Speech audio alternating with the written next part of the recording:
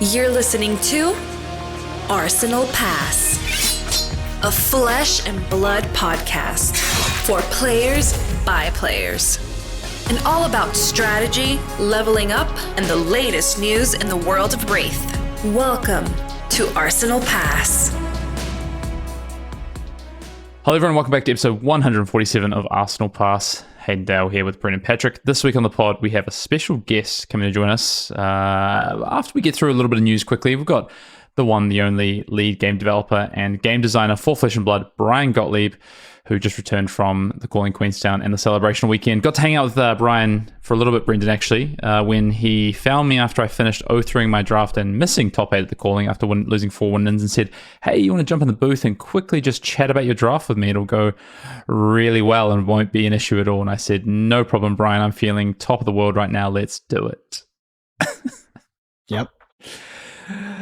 But this interview is fantastic. Honestly, I think what Bryan shared with us about particularly heavy hitters, but also the future of game design, and I was super G'd up by the time we finished that pod or that interview with Bryan, which we're gonna share with you very soon. If you've never listened to a Bryan Gottlieb interview on this podcast, then you're in for a treat. I mean, if you're interested in the future of Flesh and Blood, the current state of game design, and everything that goes on behind the scenes, we really dig into it on here. And Bryan is one of the most articulate people that exists on this planet, to be honest, and Legend Story Studios is genuinely lucky to have him as their spokesperson, even though that is not his responsibility or his title. The man is, in my opinion, one of the most important people in Flesh and Blood right now, and I appreciate him coming on our podcast and giving us his time. What might be every single set now. So thank you to Bryan Gottlieb, and honestly, you all are going to enjoy this a lot. He did promise it. Yeah, just quickly, Weeks in Flesh and Blood, by the time this pod drops, we would have, I think, just played the pre-release, or maybe some people are still finishing off their pre-releases. Super excited for that. Brendan, are you playing pre-releases, or have you, I guess, by the time played pre-releases? Yeah, I will play the one at Reaper for sure. It's the only one I have locked in. The pre-releases there are huge, to be honest. Like, they can be 30 to 50 awesome. People. So yeah, we'll see. We'll see. I'm really interested to. We just came off the back of the podcast where Bryan was saying this is the best sealed format they've ever created. So I'm excited for it, to be honest. Like, I genuinely enjoyed Welcome to Race Sealed. I genuinely enjoyed the sealed format. I enjoyed Draft as well, but I looked forward to playing Welcome to Race Sealed. If this is anything like that, I'm sure you'll enjoy this too. Yeah, and Bryan's not chatting chaff there either. I think this is the best sealed format they've created so far. Just quickly, let's jump into some news. Heavy Hitters release is this weekend. Get amongst it.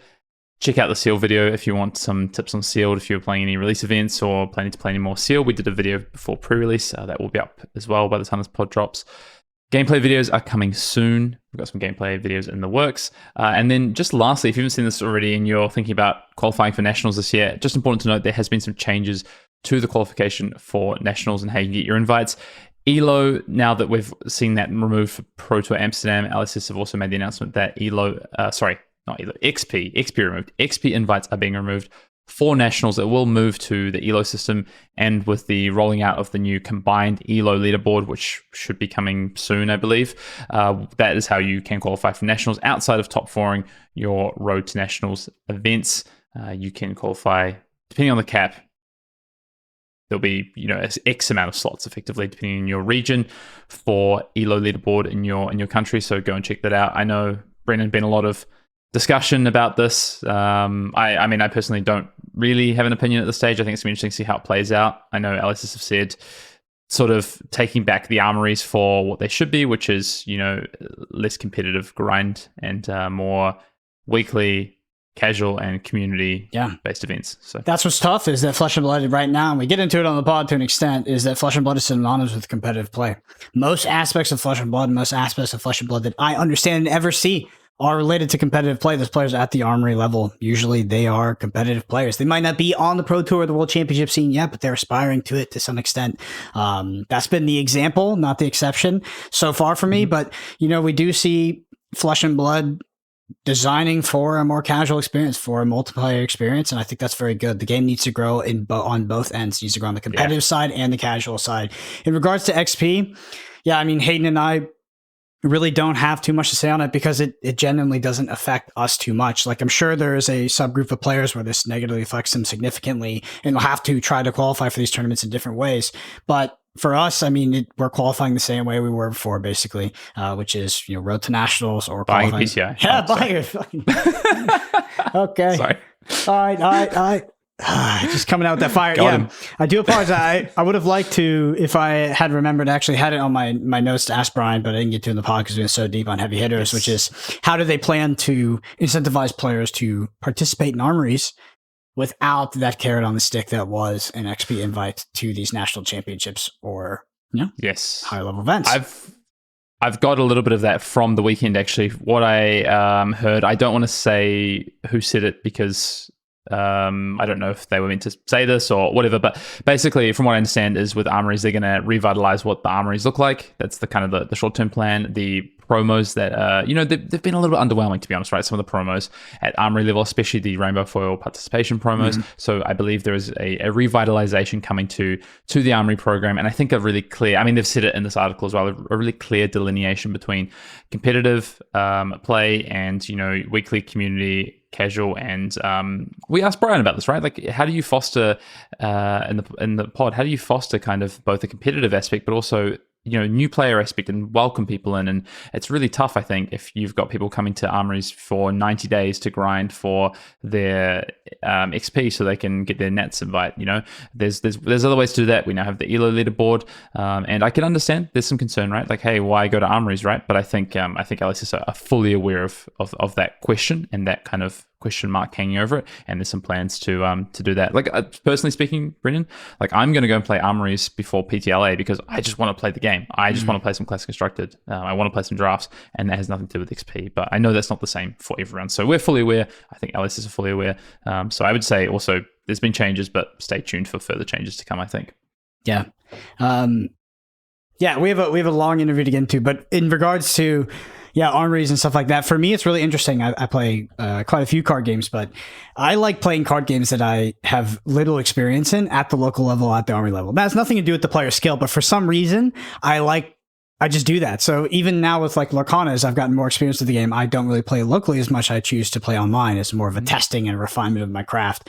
Flesh and Blood is very much in that category. So like, I might go and play like something like One Piece, something I don't know anything about at a local level. That's just how armories are for me. Also, we talked about the pod a million times. For me, my armory scene is flourishing, but they're all equidistant in this in this range that is slightly outside of what is reasonable for me in the evening. I do all of my recording in the evening, so 30 minutes there, 30 minutes back is just it's just too much out of range for me to be honest. If there was one that was 5 minutes away or 10 minutes away, I might be able to swing it. But yeah, I mean, just the way podcasting works, it's like it all happens in the evening, so it's tough for me. Ultimately, the armory change doesn't affect me. I know some players will be very vocal about it. But ultimately, I don't think it upsets the status quo too much. We will have to see as the system plays out in the future. Legend Story Studios, and you'll hear Bryan talk about this a million times on the podcast. They make these decisions with intent, and they think about them a lot before they make them. So I would say let it sit a bit. Experience the system, let it sit, see how it plays out, give it some time before you jump on the bandwagon of negative feedback. Agree. Look, people are going to think we're playing the intro to this podcast at 1.2 times speed, but that's because we have an interview to get to, and honestly, it's absolute banger, and I want to give it all the attention and time we can give it. So, Brendan, I think with that said, let's jump over and go to the interview. Welcome back to the pod for a third time. Flesh and Blood game designer, and lead developer, Bryan Gottlieb. I made sure before we jumped on the pod, I got your new title correct.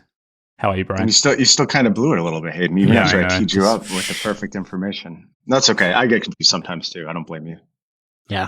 How have you been? You've just returned back from Queenstown Calling and World Premiere. Did you spend any extra time in Queenstown, or did you come straight back to Auckland, back to the office? Well, I was there early for the celebrational, so I did get to do a bunch of like touristy type stuff, all the stuff that was involved with the celebrational that you may have seen some of the absolutely absurd pictures from over the past week. But I didn't stay any time afterwards. I was back in the office next day. Turns out you people are just ravenous for more Flesh and Blood sets, so I had to get back and get to making future sets. It's weird, like coming off the highs of heavy hitters. You don't really get to chill with it all that long. And actually, like sitting down and playing heavy hitters, because I played a bunch of the sealed events this weekend, I kind of just want to hang out and play some more heavy hitters. But we gotta make the next set. We can't go back to that one. So maybe I'll find some time for pre-releases this weekend. I forgot to ask you. I was meant to ask you this when I was there, but when was the last time you played with heavy hitters before that weekend?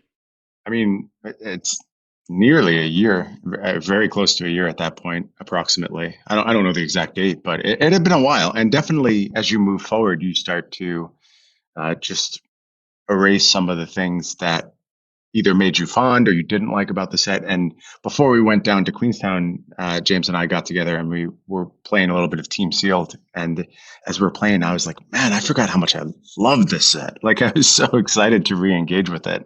And I'll get to, as coverage opportunities and things like that come up and as I get to watch the new metagame develop. So it's cool to see it all come to fruition.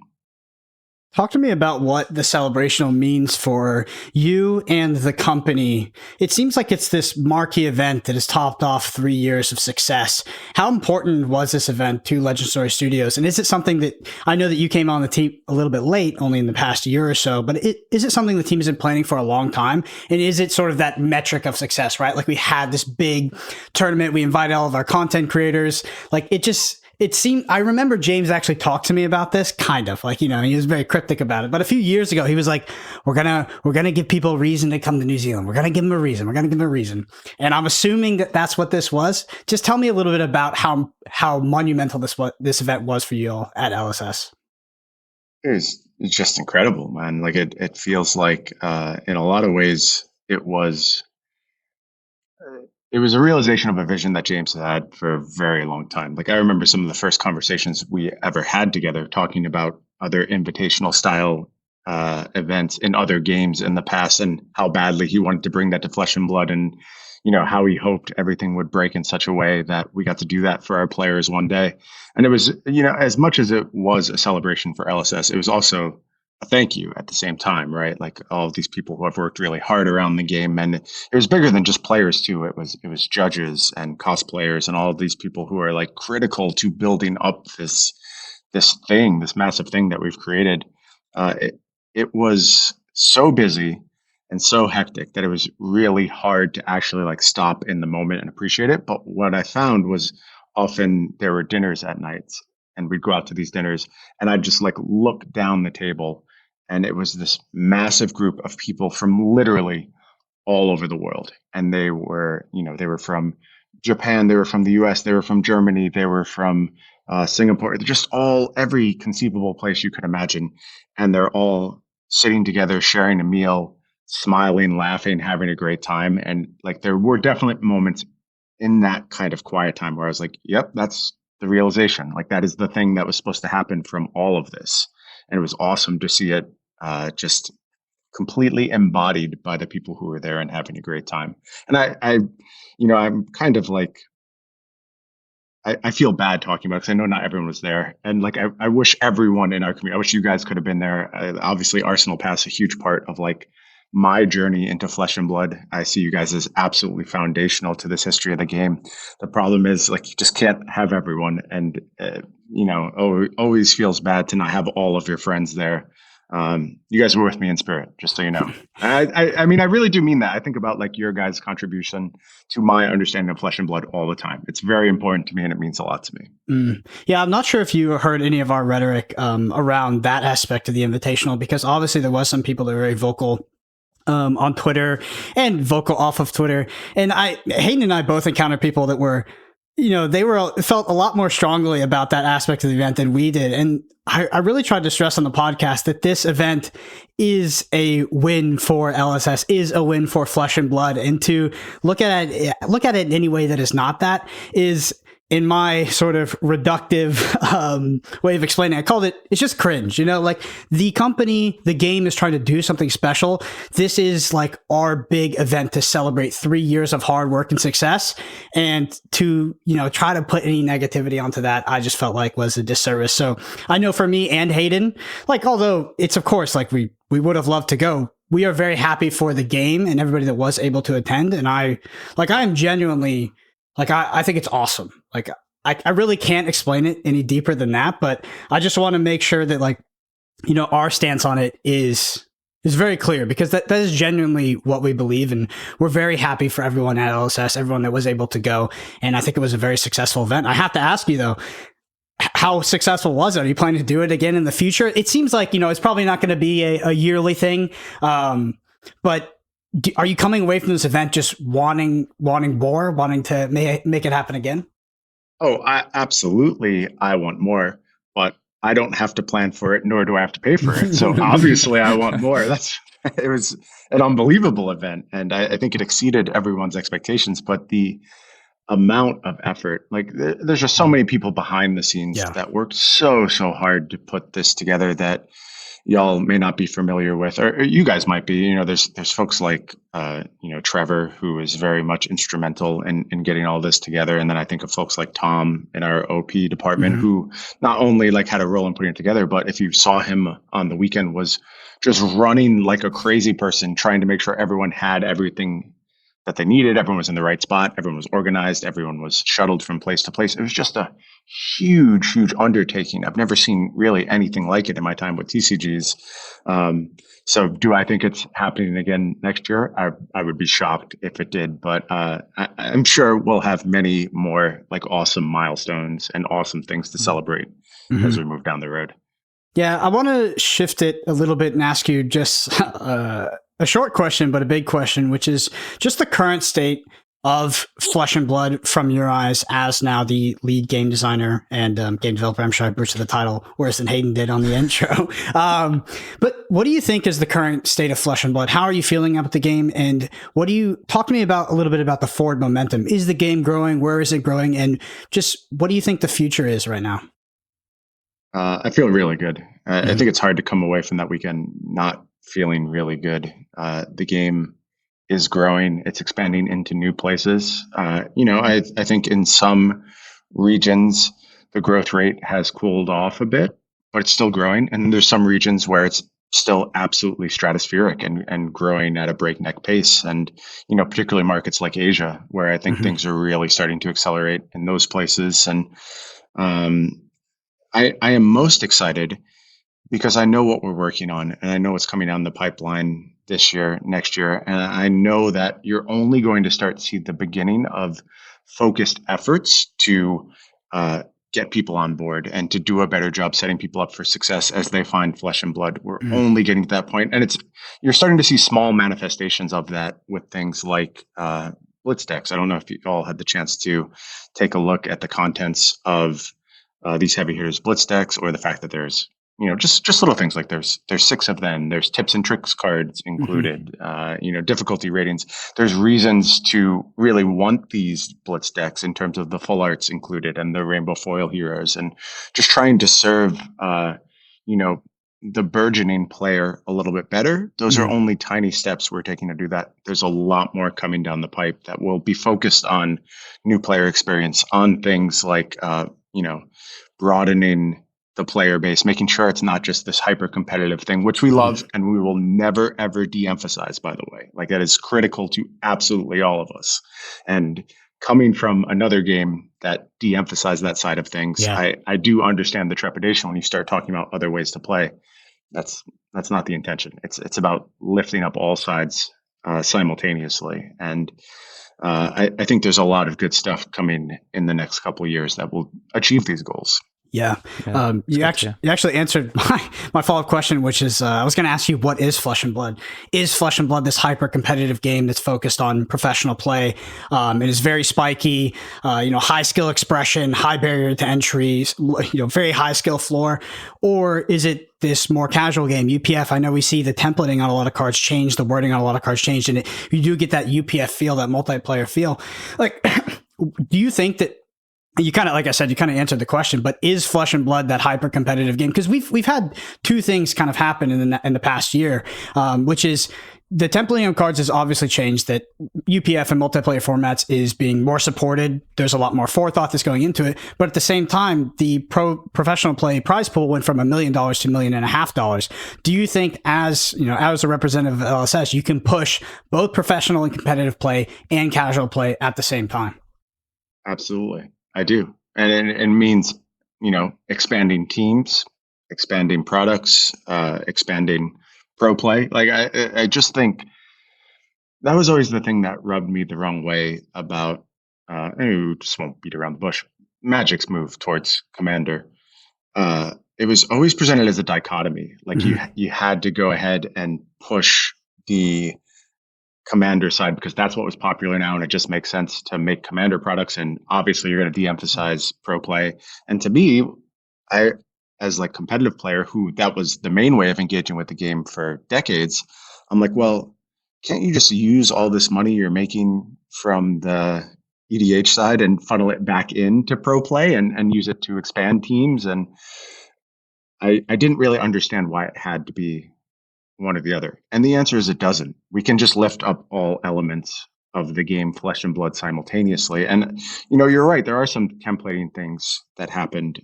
Especially you can point to heavy hitters and you look at things like the equipment set, which scales based on how many players have more life than you. But those cards do what we want them to do in the limited environment. Like, frankly, they were just like Iron Rots for a while. And then we're like, well, we could make Iron Rot. That's fine. That's what we're looking for in this slot for a limited perspective. Or we could do something else simultaneously. And I think we have to challenge ourselves as designers, developers, to understand how you serve both of these sides of your game simultaneously. But we're doing that. And I don't know if you all caught it, Hayden, I doubt you played any, but there were UPF drafts going on at Queenstown. And there was a lot of people playing that format. Really, really exciting to see that people are wanting to engage in that fashion. And I will leave this up to you guys, but I do not think Heavy Hitters suffers as a limited format for the UPF concessions, the very small UPF concessions we made to go ahead and make that format a little bit more interesting. Well, we can definitely talk about that. I think, first of all, I think it's great to hear because both Brendan and I have been pretty outspoken about the need for what we feel for Flesh and Blood to have a better onboarding process than maybe previous in terms of new players, whether that be for new players wanting to get into the casual aspect of the game or the competitive aspect of the game. So hearing that you feel like there's an entryway, there's a pathway forward for both paths simultaneously and more approachability, I think is great to hear.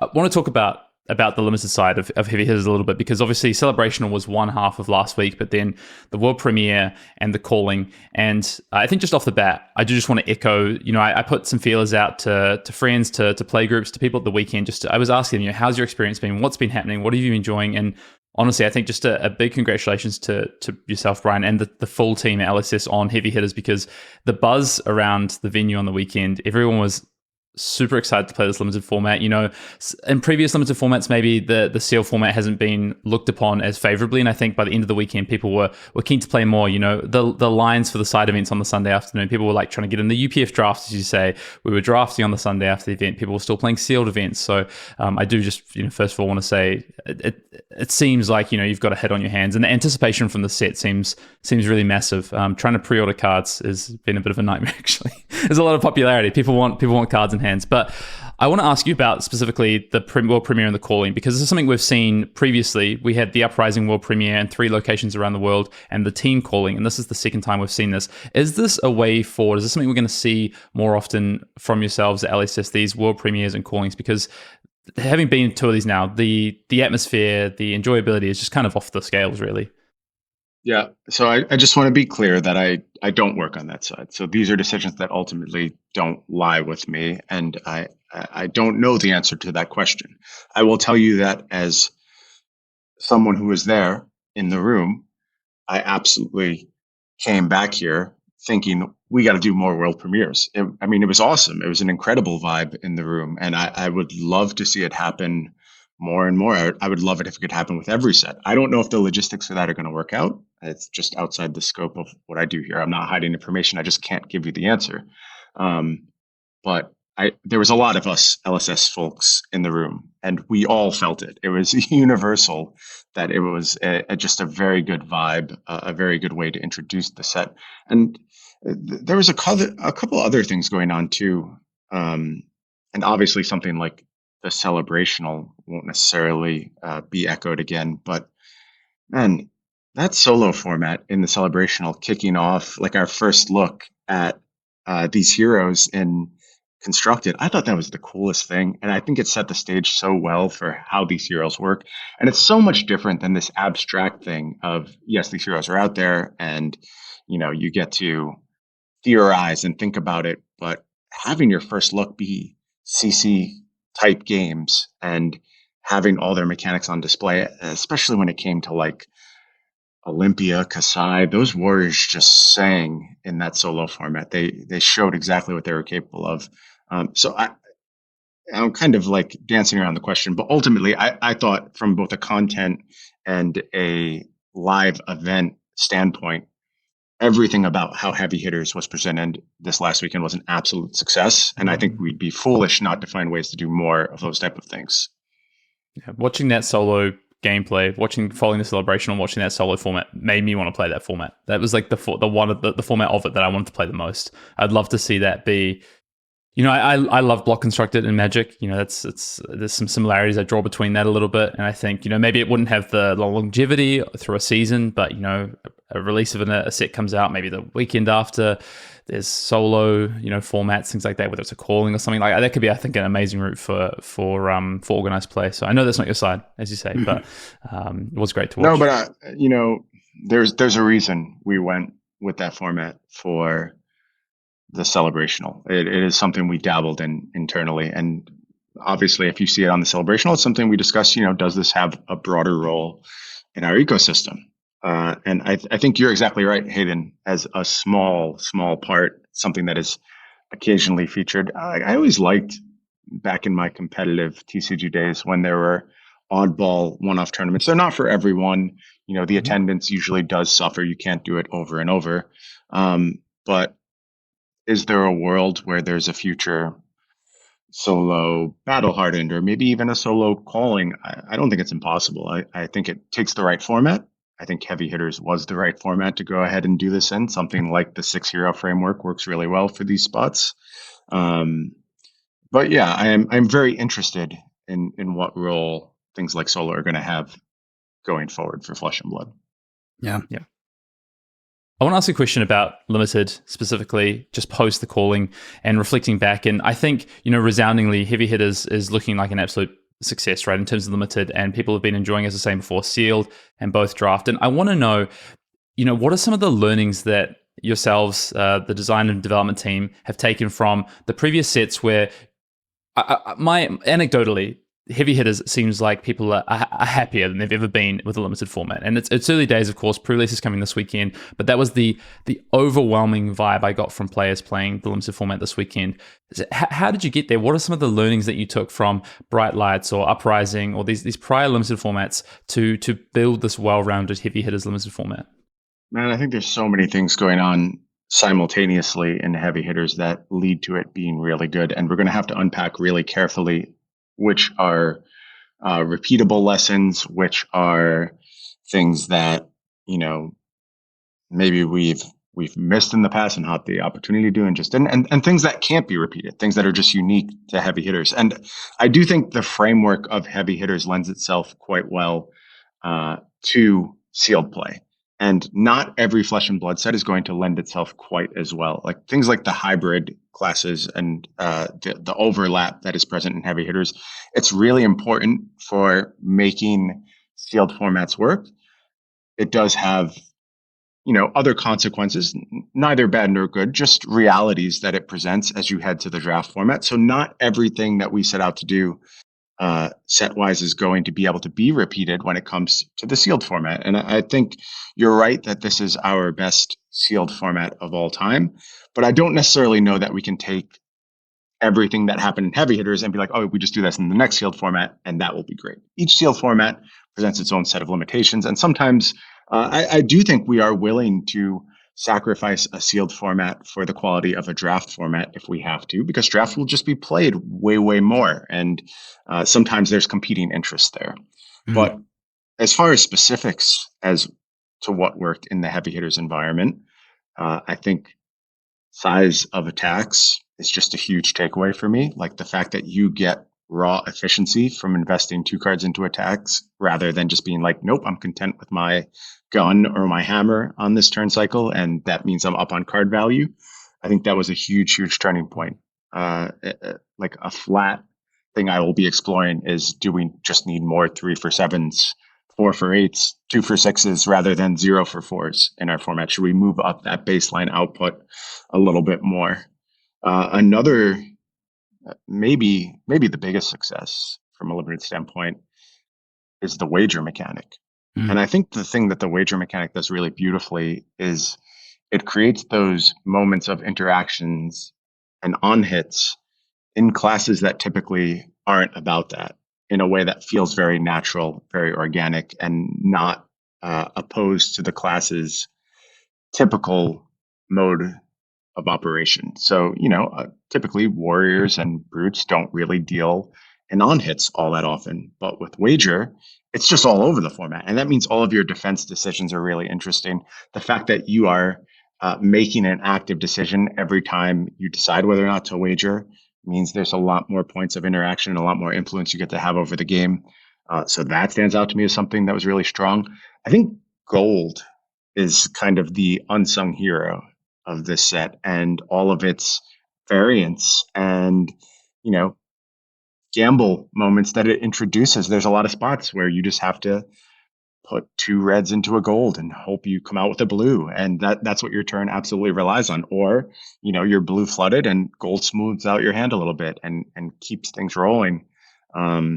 So those kind of delayed draw effects, I think, really, really shine in this space. And then I would call out defense values. There's a lot of 2 blocks in this format, a lot. And I think it's a really good thing. And I can also lump in with that attack reactions in a format that doesn't have defense reactions. Like I just know, I heard it. I know a lot of people saw this set and were like, oh my God, attack reactions without defense reactions. Don't you just get killed all the time? Well, sometimes you do. Yeah, that's how this is meant to work. You are supposed to end games, and there's supposed to be some evasiveness to play patterns. And I think you guys, having now gotten to experience this set a bit, it works. I think it just works. I don't think I have to sell anyone on that idea. The attack reactions without defense reactions absolutely works, and it leads to quite exciting games.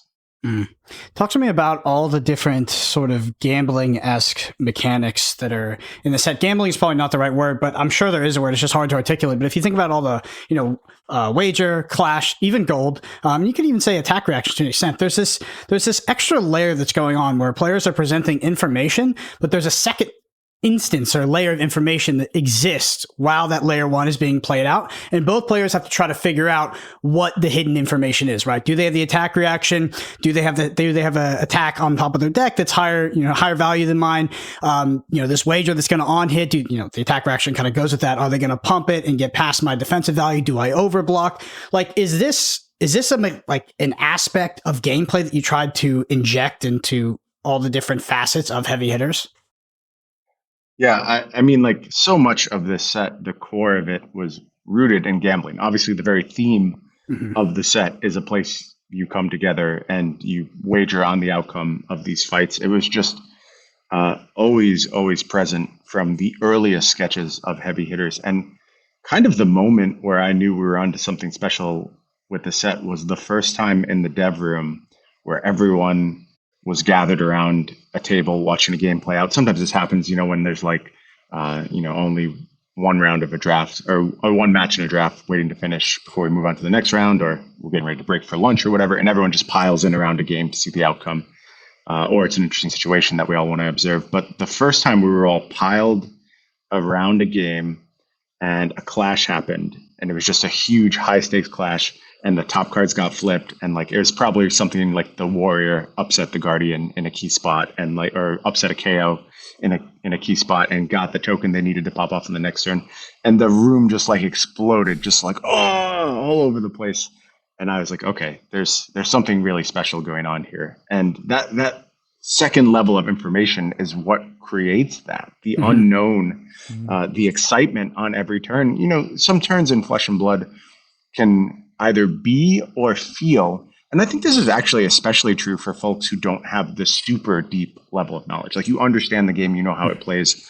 They can feel kind of scripted or on rails or predetermined. Like, there is, when you get to the absolute mastery level, there is that nuance, that depth. But for average player, it's just like, well, obviously I'm going to block here, and then on my turn, I'm obviously going to do this. Adding that bit of uncertainty to the middle there, I think it's really, really critical. And I spoke a while back about Variance in Flesh and Blood and how I thought the game needed a little bit more than it presently had. And this is in the midst of, you know, like the Oldham era. And people got very afraid by that statement. But this is what I was talking about. Like, this is absolutely the thing I envisioned. And I hope that, you know, now that people get to experience it, they will realize, like, this mode of Variance is actually exciting, fun, replayable, and quite good for the game overall. Yeah, and it came alongside some follow-up questions, I think. It came alongside Beat Chess as well, which was like a mechanic in Brute that I thought would never occur purely because of that class being based on Variance. But I just want to say, Bryan, I think it's a really challenging aspect of game design to present players, you can argue intermediate or seasoned players, with situations where they can almost validly take suboptimal lines. Like you said, in Flesh and Blood, it feels like the game can be a bit on rails. There is a correct way to do something in an incorrect way. But I like it when you sort of blur those lines a bit and you make it so it does seem like there are these less optimal lines or these somewhat atypical play patterns that you can take to try to win a game that don't immediately seem incorrect. And Flesh and Blood was a game that felt a bit void of those situations. And I feel like Wager and Clash add more of that into the game. And I guess you could put a label on that however you want. Maybe nuance is that label, but it's a very hard thing to introduce into design to where it doesn't feel completely random and just a variance flip. But I do feel like Heavy Hitters has sort of nailed that aspect. And you don't find it in a lot of other card games. Yeah.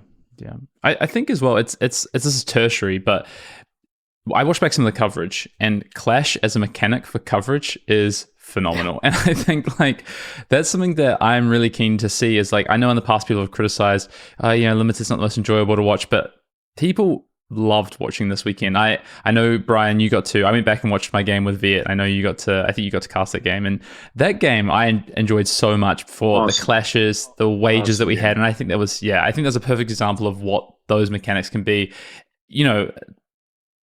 by two players who have spent a lot of time around the game, right? And still understand the value of those mechanics, but also get to put themselves in spots and be like, well, if I win this yet, like, there was a clash where I had to lose the clash or I probably lost the game. Like, what kind of situation is that? Like, to not turn on Viet's equipment. Like, that's just, it was the one clash I had to lose for the whole game, and I probably had to win the rest. Those kind of the situations are fantastic. And I think those situations, the more you play the format, the more they present themselves, and they're just cool. Like, everything about the set is cool. And I'm glad you mentioned the coverage aspect. I think, first of all, Flake, Craig, Ethan, Nathan, they did such an incredible job. Like, it's so hard to call a new set like that. Like, their job was so hard on the weekend, and I think they absolutely nailed it. And I think they brought all the excitement of the mechanics and of Heavy Hitters to the forefront. And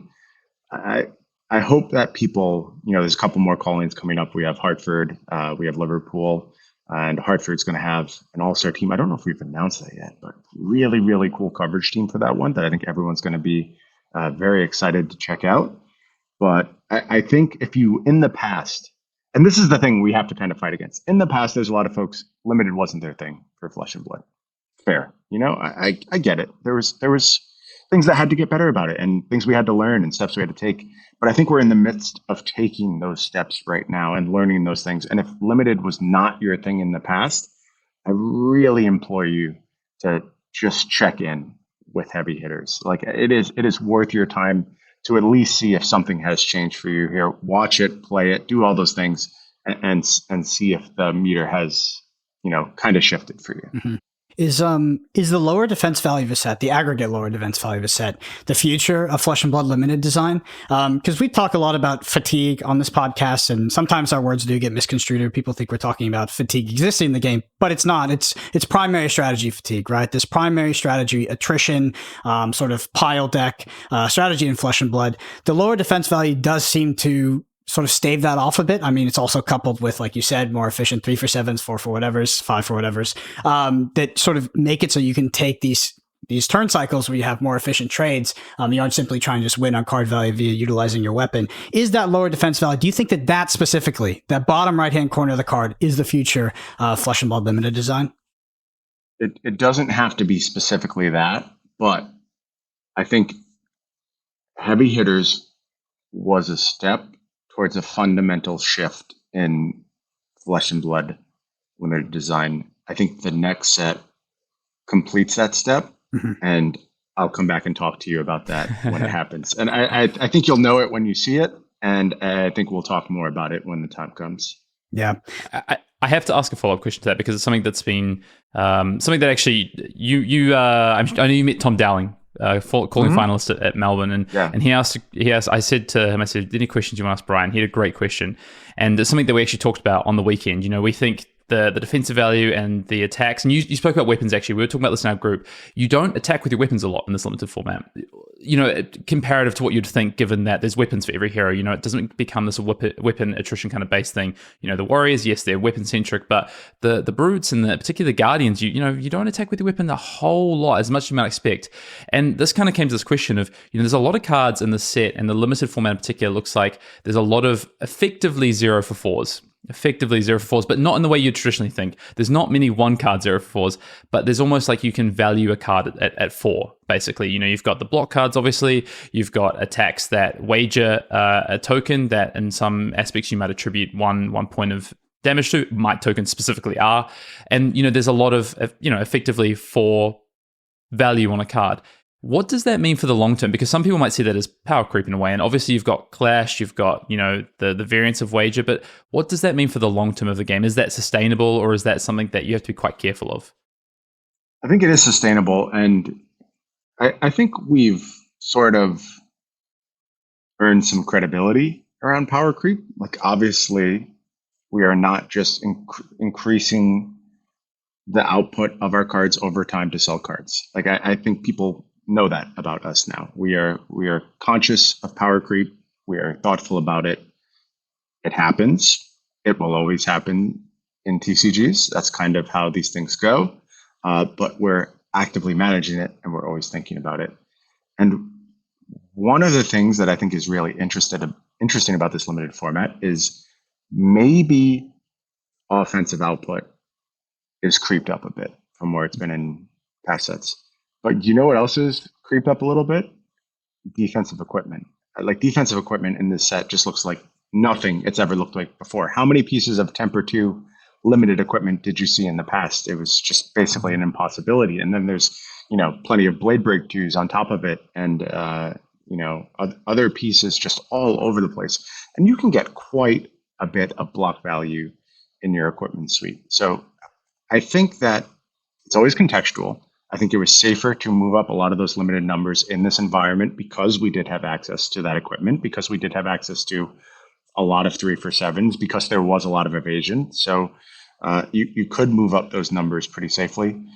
Do they always move up in the future? No, I don't think so. I don't think like 0-for-4s just are littered all over the place. That's not really the goal. It's just, you do have to be cognizant of the broader environment. And I think this is starting to play out in Constructed as well, because heroes are starting to fill out their legendary equipment sets. And that's something that was always going to happen.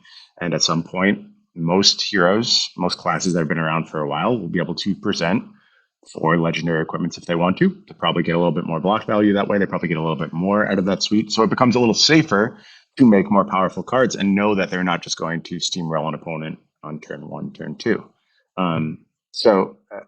I don't know if this directly answers the question. I will just say that we think about those things, and it is not as simple as just reducing its numbers. It's more about the environment you present those numbers in and whether it works in that environment.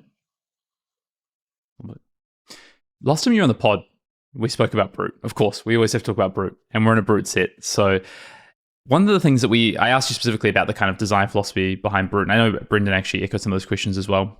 And we talked about the philosophy of, I guess, variance and higher ceilings in particular. And you pointed to Brute specifically for that. You didn't say it should be a dice rolling class, but you did talk about kind of some of the random aspects. But then you go and print Beat Chess, which I think we're all taken back by a little bit, just given, it's the variance aspect is maybe a lot less than you might expect from a Brute mechanic. What's the kind of story behind Beat Chess? How did you come to that mechanic? And, is that in kind of direct contrast to how we'd seen, or how you thought Brute was going to go? It's funny because I would actually push back on the idea that Beat Chess does not offer variance. And I understand you control the discard, like you get that choice. And it is more modal than maybe you have seen out of Brute cards, and you get more influence over exactly what's going to happen. However, I think the Beat Chess mechanic, like a Beat Chess card in and of itself, is almost purposely statted to be under curve. It's not supposed to be exciting. Beat Chess becomes exciting when you combine it with other Beat Chess things. And the variance inherent in Beat Chess is putting together multiple Beat Chess pieces to get output which exceeds the ceiling. So, is it a different form of variance? Absolutely. And I think card game players enjoy engaging with variance, even if sometimes they don't think they do, but they also enjoy manipulating that variance in ways that give them agency. I think that's exactly what Beat Chess is designed to do. And you can even talk about the fact that if you're using a Beat Chess card in Rhinar, well, you're still intimidating at random. Like a lot of the output is still going to be predicated on random outcomes that come along the way. And I think it was an effort. It was a very focused and purposeful effort to simultaneously give Brutes a bit of agency, for sure, a bit more agency than they've had in the past, but making sure that the payout for that agency was not inherent in and of itself. So if Beat Chess becomes the most efficient thing to do in the Brute class, to me, that's a problem. That's a betrayal, the core tenets of Brutes. If Beat Chess becomes part of a strategy in the Brute class, and I think that's why you see it in a fairly limited dose, quite frankly, in this set. If it becomes a small part of the Brute game plan and occasionally combines with other Beat Chess cards to push out output that is not typically seen from those particular card numbers, then I think it's succeeding. And the genesis was very much rooted in finding a way to give agency without solving the whole puzzle. Like it's not going to be fun for everyone if the variance leaves the Brute class. You want that to still be out there. We just had to find a different way to engage with it. Thank you. I don't want to tangent too much off heavy hitters, but I do want to ask you in the context of some heroes leaving our classic constructed format, do you think a mechanic like Ice will ever come back into the game? Yes, absolutely. What about Ice was healthy for Flesh and Blood, and what about Ice was unhealthy? I think the healthiest thing Ice did was to slow down the game and let games be a longer affair. And there's several decks that were out there during Ice's sort of heyday that if Ice was not present, they would have been pretty silly. Things like fully powered Phys and even the Rune Blades along the way. I think the fact that Ice was around to check on them from time to time was a very, very healthy thing.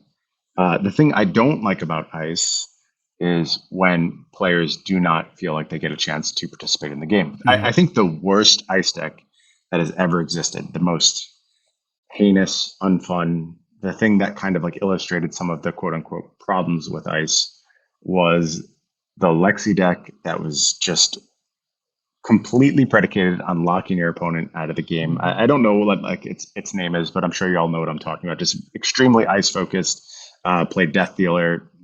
It was not a deck that I was happy to see around. I was happy when it showed up because it was such a change of pace. Like it was not the default Lexi, and it was a very, very rare thing. So it doing well at a tournament, as it did at a few tournaments along the way.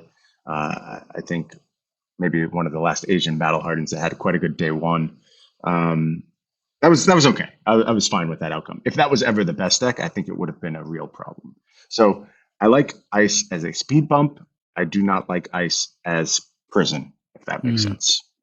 Are you a fan of any card game design or mechanics that stop players from playing cards and participating in the game in any sense? Because this is a conversation I had about a different game recently, and these kind of mechanics, like is the perfect game, the perfect card game, a game that takes away all of those, like those, I don't even know what you would call them, but of course in Magic there's a lot of words, these prison mechanics, like you can't play your cards cost more, and they're throwing off the curve of your deck and you're left with extra cards in hand. Like, do those mechanics have any place in a game of Flesh and Blood?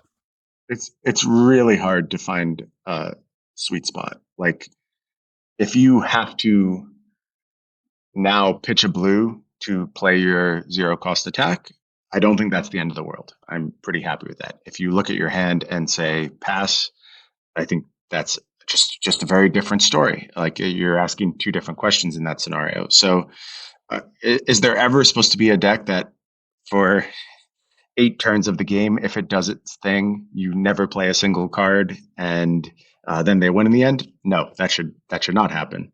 But it's all about degrees. And I actually, coming up in Magic, this may hit with you or may not, depending on how long you played Magic, I loved Winter Orb decks. I loved Stasis decks. I loved quasi-lock decks. I thought they were interesting. And if they were not the best deck in the format and they showed up very, very rarely, I thought it was a fine part of the tournament experience, not a fine part of the casual experience. I don't want it to be the thing you face down at Armory, but if somebody truly believes that this is the best deck they can take to a calling, and they're the only person in the room who thinks that, and they show up and they lock their opponents out for a day, and they go on and win the calling, and then the next day everyone changes 3 cards in their 80, and those decks can't win anymore, I think that's an awesome story. And I'm actually really, really happy with that outcome. It's just about sustained success for playing the game in that fashion. I think that is a real problem.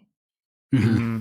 Yeah. I heard this. That's a tough one. I heard a meme. It was like if a Magic player could design the perfect card for whatever card game, it would be like Chalice of the Void or something. It's just like these mechanics are, I think Flesh and Blood has done very good so far. And I'm a player who likes those mechanics. I don't know why. But of course, there's Infinity towards Kano, which is also a very unfun version of that. It's not necessarily ice, not necessarily you can't play your cards, but killing you out of nowhere, killing you from your starting life total is not necessarily an engaging and dual experience, maybe one-sided a bit. I want to ask you about the current state of Living Legend. Are you satisfied with it? Do you think that it will undergo another change in the near future? Yeah, I think the issue with that is I just don't know. I think that the celebrational sample size is not large enough to make conclusions about the Living Legend format.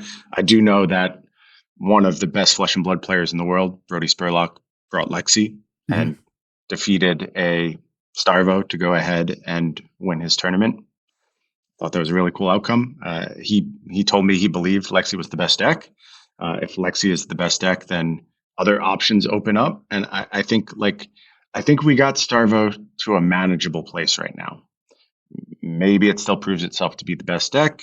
Maybe it, still needs another card taken off of it.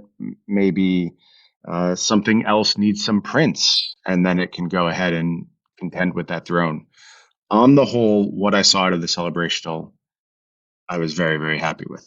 The sample size is just too small to say whether or not we've done the job. And I think that's going to be a bit of a problem with the Living Legend format in these early stages. But we played a bunch leading up to these decisions. They weren't made arbitrarily. And we were quite happy with what we found after these restrictions were in place. And I am optimistic that the next time we have a big, battle hardened at the end of a Pro Tour weekend or something like that, I think we'll see something a little bit better. And if we don't, we're going to keep working on it. We will continue to tweak and get things right around the Living Legend format. What are your thoughts on Living Legend itself, like the speed at which classic constructed heroes are rotating? Are you happy with it? How heroes get points or gain points in Living Legend? Do you think that system is in a good place right now? Do you think it will undergo another change? Because this is a system that has historically changed quite drastically. I'm not sure, Bryan, if you're aware of its original, the genesis of Living Legend, but it was very interesting the heroes would accrue basically 20 wins or something like that, and each player would get their name written out on the website, and if it accrued 20 wins in a limited calling or constructed calling, it would leave the format forever.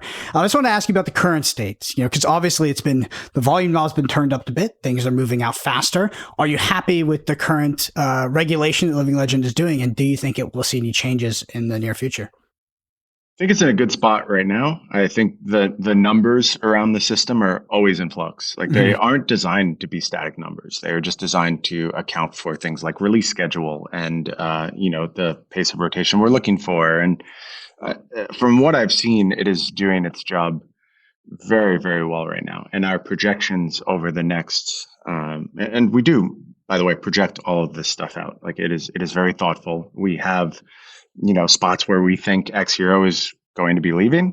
They're not 100% accurate, but we've been pretty good lately. We've been doing a good job just seeing our predictions come to fruition. And I am quite satisfied with the pace of things. I think, honestly, it was too slow previously. I think things were just not moving quickly enough for a non-rotating game to stay fresh. I do think there's got to be some churn in those heroes. And the thing that is really complementing this Living Legend system really well right now is our release cadence of heroes, just getting more and more heroes into the game.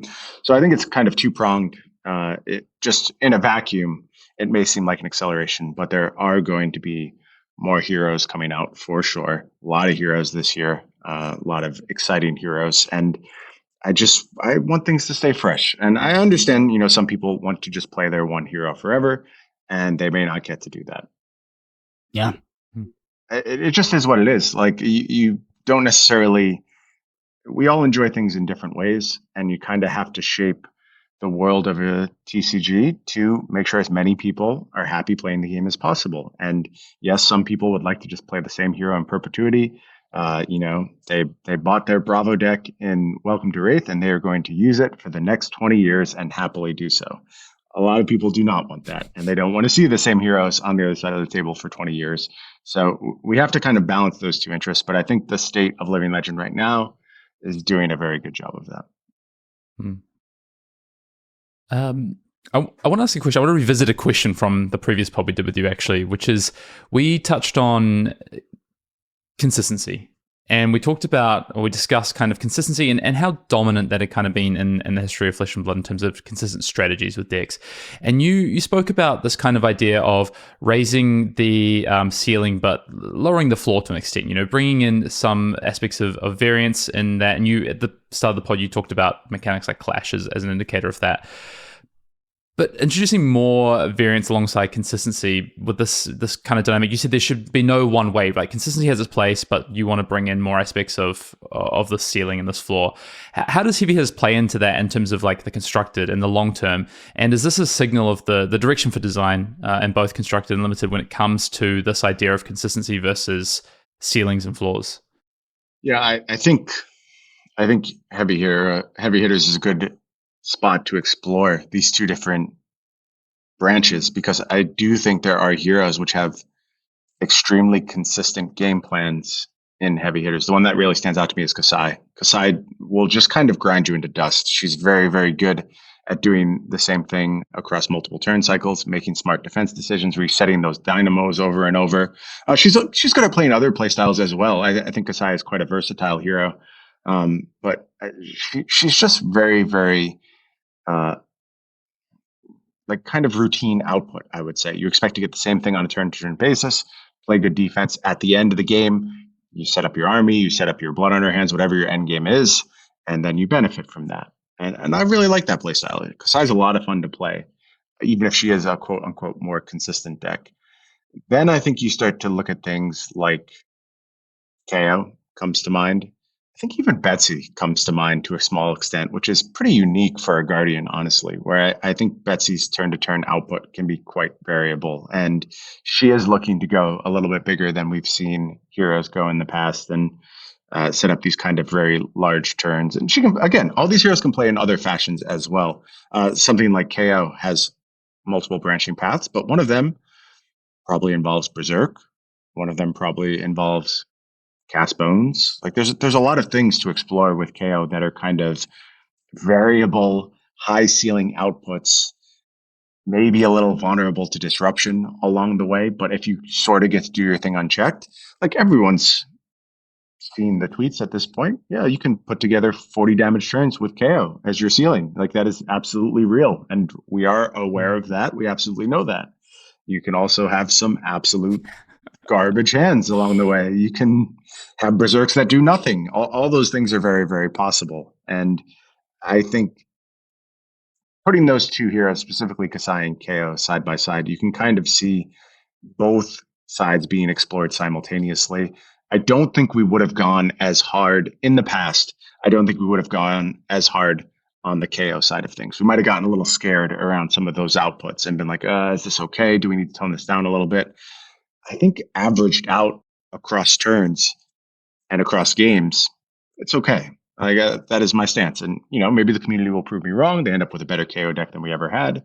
We'll see.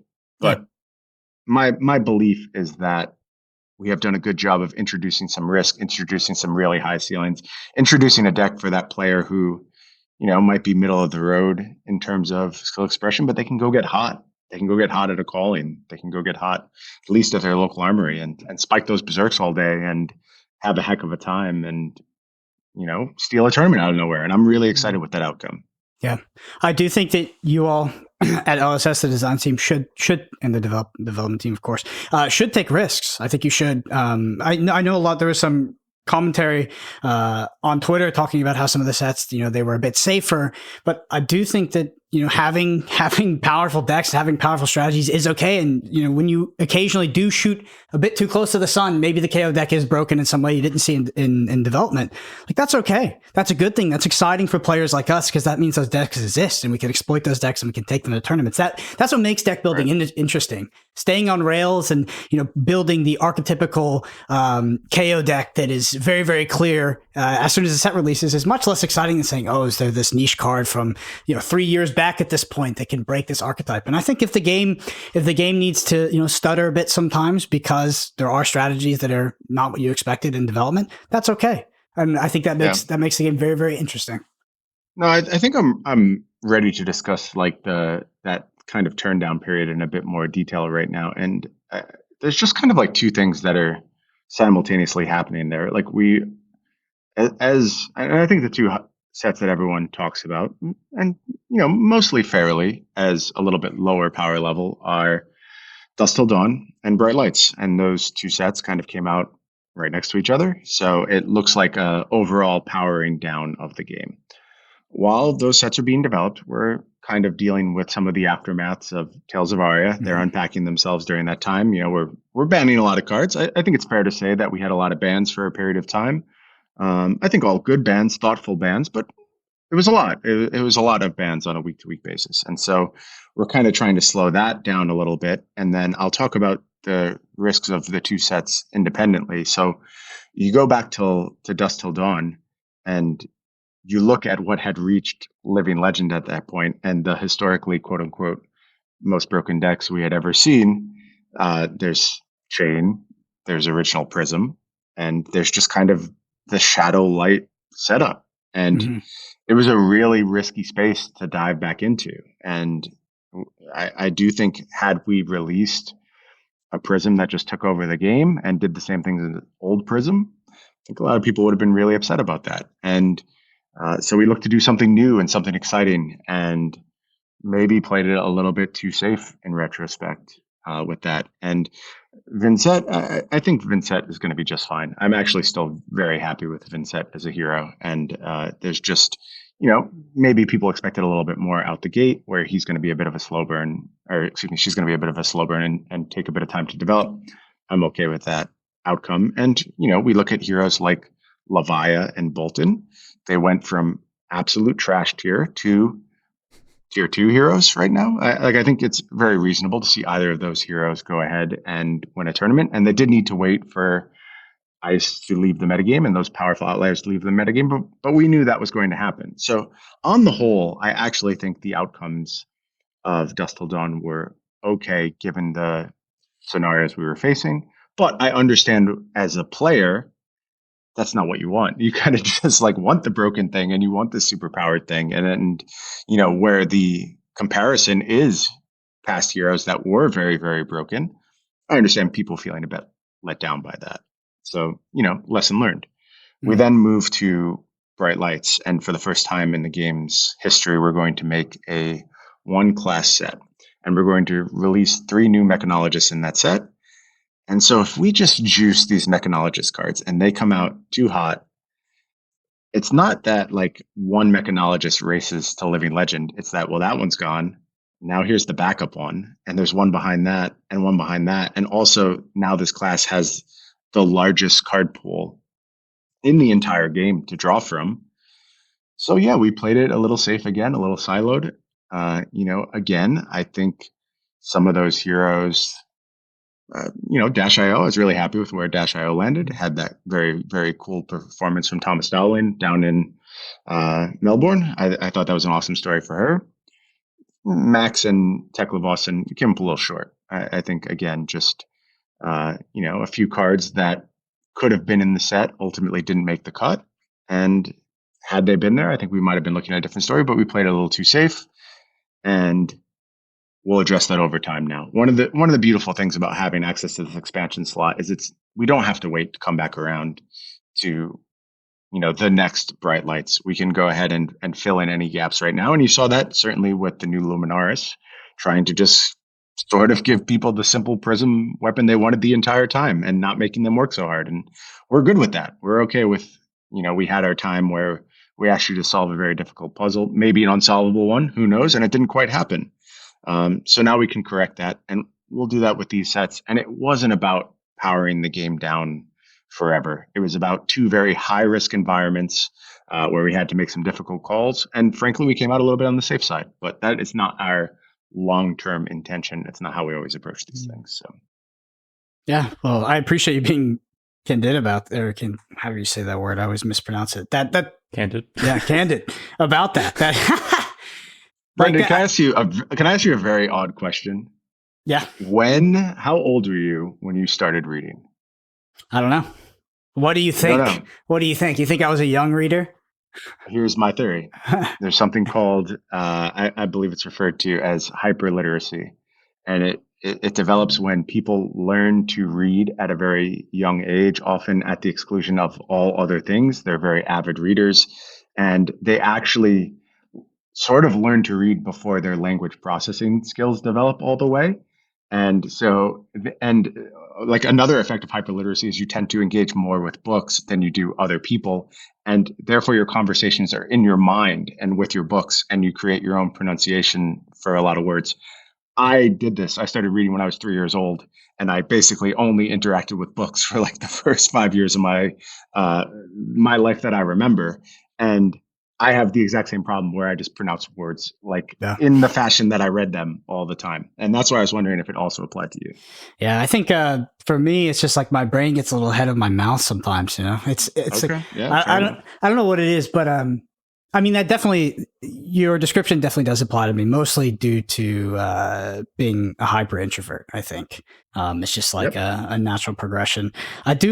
But I do, like I was saying, I do appreciate you being so upfront about that aspect of the game, because it's interesting to hear it as a retrospective from someone who was part of the team that sort of was behind building that experience, right? Mm-hmm. And that you were cognizant of its effects both in design and post design as it was played by the player by the player base here. So it's one of my it's one of the reasons I love having you on, is because a lot of people look at the design of Flesh and Blood, and when it maybe doesn't go in the way that they wanted to or the way that they planned, they assume that there's a level of ignorance behind it, right? That it wasn't by design. But to see that the team does things so intentionally, and when they do get it wrong, is willing to sacrifice a level of ego to learn those lessons, it only it gives us more hope in the game, right? It's a very, very good thing to hear. So I appreciate that. I do want to ask you though, which is a key design of Flesh and Blood, talents. Are they gone forever? And what is the problem? My question as well. Yeah. What's the problem with talents? Like what is the inherent game design issue with talents?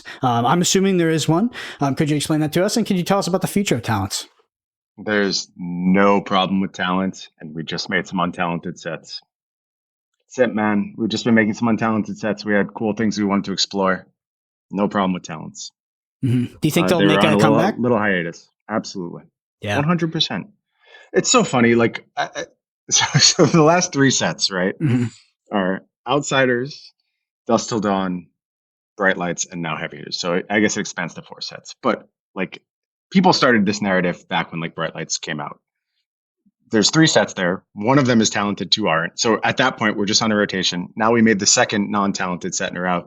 And that's the breaking point. Everyone's like, well, talents are gone forever. They're not going to make any more. They're just out of the game. We're like, no, we made some non-talented sets. That's all. There's no problem.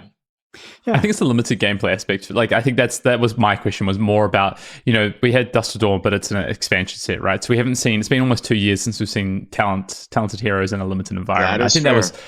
that was kind of the question I was going to angle at, is, that's a better question. I think you've kind of answered it. That's a better question, but there's also no problem with them there. And you will see talented draft sets in the future. How do you design for Wizard in the future? Because of Aether Wildfire is obviously a design limitation. Obviously, we got our 18th reprint of Blue Zap. Like, what is the future of Wizard? How do you break from the confines of what is Aether Wildfire, and what is the future design of Wizard? Like, how can you make Kano a fun and engaging experience without it having Brendan, this combo? You sound like the Brutes before Heavy Hitters release. I know. Like, it's just been a while since we made a Wizard set. It's been a little while now. Yeah. And like the last one was very Icelander focused, which I think brought some very different things to the table. It wasn't like a core Wizard set. Like, I actually think the last pure Wizard set was Arcane Rising, which is forever ago at this point. So I think your questions will be answered when we make another Wizard set, which we will do. I will also say that if Aether Wildfire was the thing that was preventing us from making good Wizards or good Wizard cards, I would just ban that card. Like, it's not worth being like, this card gets to stick around forever. If I thought that was a hard limitation, it would just be gone by now. And I think the reality is that Wizard is a pretty weak class right now, and it actually needs Aether Wildfire to stand on, because if we took that away, it needs a full set worth of stuff. It doesn't need an expansion slot card. It needs kind of like a lot more before it's willing to compete with modern heroes. So I will tell you the same thing as the Brutes. Like, we did not abandon Wizard. We have ideas for Wizard. Wizards will rise once more. Yeah, my question actually, what it comes from is less me sort of ruminating on this lack of Wizard cards, but it's more the question you asked me when we were at Barcelona, because Bryan Gottlieb comes up to me behind the curtain, backstage, and he goes, "Would you prefer, like, if we had to ban Aether Wildfire, to have different different Wizard strategies and to print more sort of dynamic and new, whatever, I'm losing the words, but new Wizard cards? Would you prefer us to do that, or what? Like, what do you think was better?" That was kind of what you asked me. You're asking, so I was like, I don't know. Like, is Aether, what makes Wizard Wizard? Like, why is Wizard fun? Is it because it can combo and it can kill people from zero? Is it because of the evasion? Is it because it draws cards? I don't know. Because losing Aether Wildfire, losing the combo potential, is losing part of the identity, I think. But at the same time, it might be what keeps us away from having, more interesting card design with Kano. I was mostly thinking about your question, because I honestly don't know how you've not fixed, but I don't know how you expand the Wizard card pool without, degenerate strategies forming. Because it isn't, I feel like arcane damage, instant speed, and the ability to draw cards are almost inherently degenerate things in Flesh and Blood. Like, they're very dangerous. They're very dangerous. And I think, in the past, you saw things like Life Total used to mitigate that. That'll probably be a tool in our belt in the future. But, I just think the design skill, the design space has only grown since that time. One of the benefits of having the core players be the same throughout this entire endeavor means that everyone on the team is only getting stronger. Like, there's been no like real substantial turnover in our team for quite a long period of time. And like, since I've come on, basically, there really hasn't been anything that has changed. We've only been additive. And that means we're just getting better and better at our jobs. And for, you can go even a level deeper like that. Some folks like James and Chris, who have been here since the absolute beginning, like, those cards that they had to design when they designed Arcane Rising, however many years ago, there were certainly figments of Arcane Rising that existed even before the release of WTR, although it did get smoothed out after that point. But the stuff they were doing back then, just they have infinitely more knowledge now. They know so much more. They've been through it for 6 years straight, living this life where they only think about this one thing. There are solutions and there's good shit to explore for sure. Yeah. Well, how has the new office impacted LSS and working at the company? This is a big change for you all. It's beautiful, man. It is such a beautiful office, state of the art. Coming into the space, just sun and brightness and glass and windows, and I have my own office in the space, which was a really hard thing for me. Like I do work on the bridge between design and development, but I often just had to not go to the office if I was looking to work on the design side. There's too much stuff, too much conversations. I couldn't really be sort of in the pit with everyone else figuring this stuff out while I was working on some of these other issues. So, for me personally, just having my own space carved out is a big deal. One of the coolest things, I don't know, you can see these walls behind me right now. This wall, the wall on this side of me, this is white, like whiteboard. I can draw all over this, and I had to erase my Madman scribbles before I came on with you, so you didn't get to see the future of Flesh and Blood. But little things like that make our collaborative spaces so much more better. We have these huge conference rooms all over the place where we can have breakout sessions, and I am a huge believer in work environments being critical to output. And our last space was fine. It was fine. That's the only way to describe it. It was an office building. It was acceptable. It had room for us to work in, things you would expect: kitchen, toilet, very, very Spartan in its approach. Didn't have the technology everywhere, didn't have these cool features, didn't have the beauty everywhere. And I'm sure you guys got a little peek from the celebrational guests. It's just a stunning space, and it is only going to help us in very subtle ways. I don't think it changes the game or anything, but it certainly feels a lot better to show up at the office every day. I'll say that. Yeah, absolutely. Bryan, do you have any? Sorry, Hayden. I heard your inhale. I promise this is one of my last questions. I do have a couple more. Do you have any heavy hitters pre-release tips for people listening to this? I think we'll aim to. I might release it before pre-release. I think I will, which will. So I'll try to get it out to people before they all play on the weekend. What are some pre-release tips you have for the set? Go listen to the Arsenal Pass limited set review. I think that's a nice way to engage. Before I played my first ever limited Flesh and Blood tournament, that is how I prepared. I listened to the Tales of Aria, draft set review. I think you guys got a lot of things wrong in that. And by the way, and you set me up for some failures along the way, but that's okay. I forgive you. I think you did a better job this time, and I think it is very much worth listening to. And I think explore. I think we've made a dent in this limited format. There's other wrinkles. Trust yourself. Don't get too caught up in the prevailing wisdom. But I do think players are getting to some of the cores and understanding, some of the cards that maybe look more exciting on their face and then are a little bit more fair when you actually get to play them. The one that really stands out to me is Fatal Engagement. I think you guys about nailed that card on your review. I think that card does have a massive ceiling, can steal games out of nowhere. But when it goes wrong, man, it goes really, really wrong. I'm still playing it. Definitely red Fatal Engagement, blue Fatal Engagements are absolutely making my decks. But I am often quite scared of what that card can do to a turn cycle. But yeah, I just be open, experiment, see what works for you. Use it as an opportunity to learn. And when it comes time for things like the calling, like the Pro Tour, then you can buckle down and really try and understand, okay, what is my optimal approach here? But for the time being, have fun, explore. Hayden, want to give you a chance. I have one final question. Intellect. Are we going to mess around with Intellect? Probably. I don't see why not. It's not off limits to me.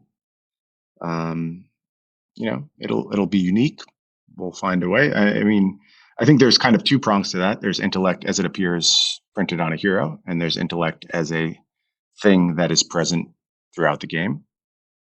I think both can be targeted. I don't have any rails. I don't think there's any don't touch this, don't do this. Like, they just don't exist. If you find smart ways to do things, we're going to do them. If they create fun, compelling gameplay experiences, we will do them. There's nothing that's off limits. Mm. And my last thing is, it's not really a question, but I just want to say what an unusual and fantastic experience the Arsenal Pass's relationship with Bryan Gottlieb has been. We first met Bryan Gottlieb. I mean, it's weird because I feel like you've grown up, but not in a bad way, but in a very, very good way.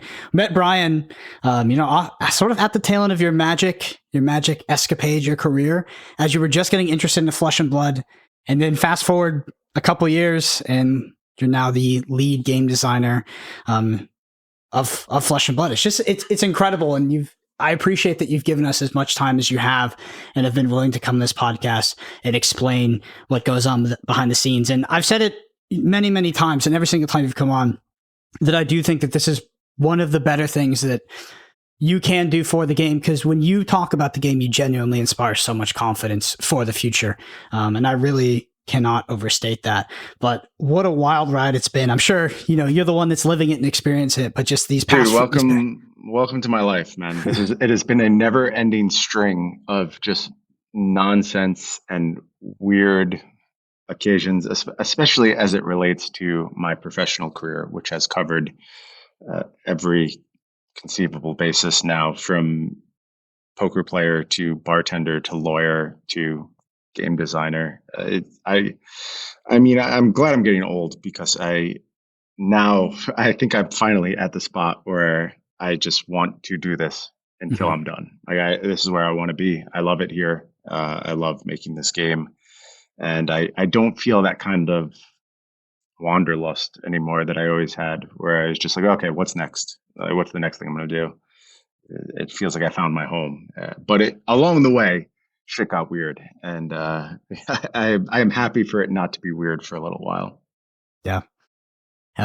Many are denied their place in history simply because they did not earn their first coin. You know who wrote that, Bryan? I'm familiar with that piece. Yeah. Yeah. Now, to be fair, I do think our creative team did a little editing probably before it actually hit the card. But yeah. All right, Bryan. Yeah, I did dabble a bit with flavor text in this set. I just want to give you some time to shout out anything you want to shout out. Tell people I don't know. Give them any recommendations for the weekend. This is all I got. I play Flesh and Blood all day, and then I make Flesh and Blood cards. So just keep playing the game, keep enjoying it. I am so happy with the state of the game and the state of our player base. Like, when I go out and meet you all in person, it's the coolest thing I get to do.